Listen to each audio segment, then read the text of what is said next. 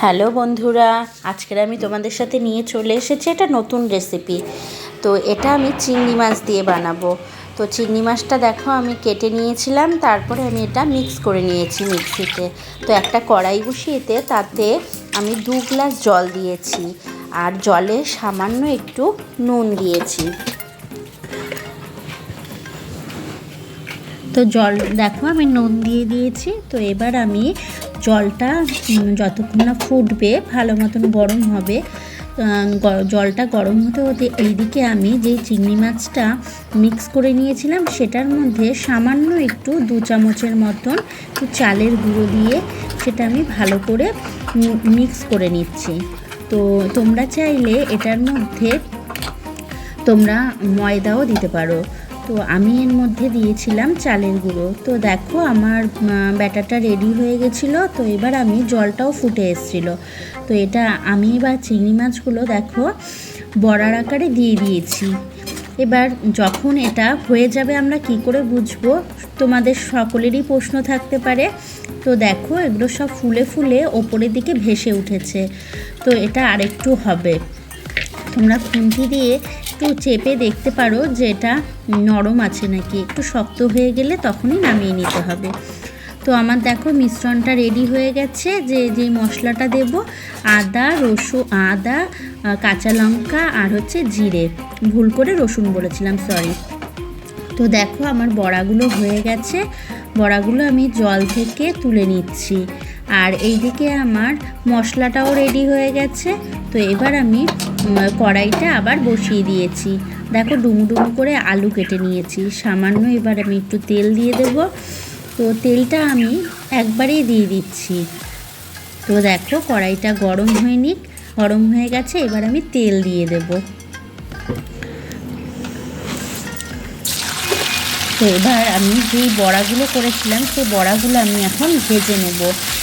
তো এগুলো ভালো করে, এটার মধ্যে যেহেতু কোনো রকম নুন কি বলো মশলা এমনি অন্য কিছুই দেওয়া হবে না, জাস্ট এটা বড়াটা ভেজে নিতে হবে। তোমরা চাইলে না ভেজেও করতে পারো, ভেজে নিলে একটু ভালো লাগে খেতে, খুব টেস্ট হয় জানো তো তরকারিটা। তো দেখো আমি এগুলো সব ভাজা হয়ে গেছিলো। তো বড়াগুলো আমি তাই তুলে নিচ্ছি। এবার আমি একে একে আলুগুলোও ভেজে নেব। তো আলুগুলো আমি দিয়ে দিচ্ছি।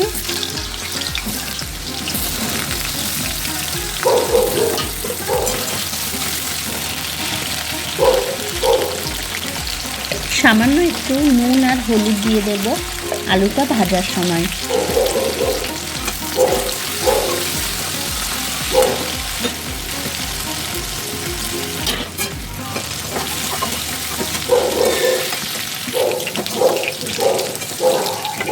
তো দেখো আমার আলুটা ভাজা হয়ে গেছে। এবার আমি এই তেলের মধ্যে দিয়ে দেব কালো জিরে আর তেজপাতা ফোড়নে। এবার আমি যে মশলাটা করে রেখেছিলাম, তোমাদের আগেই দেখিয়েছি, সেই মশলাটা আমি দিয়ে ভালো করে কষিয়ে নিচ্ছি।